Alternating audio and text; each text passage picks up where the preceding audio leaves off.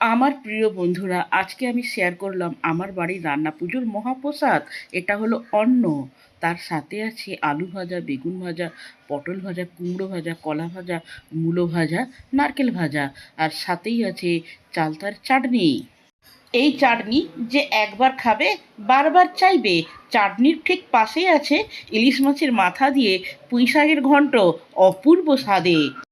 মহা ঔষধি সজনে শাক নারকেল কোড়া দিয়ে ভাজা, খেতে ভারী মজা। আর এটি হলো নারকেল কোড়া দিয়ে চাল কুমড়োর ঘন্ট। তার ঠিক পাশেই আছে চালতা দিয়ে ছোলার ডাল, হয়েছে কামাল। এটি হলো সোনা মুগের ডাল।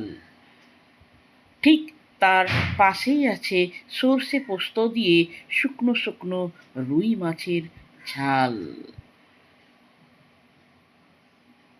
আর তার পাশেই আছে ইলিশ মাছ ভাজা।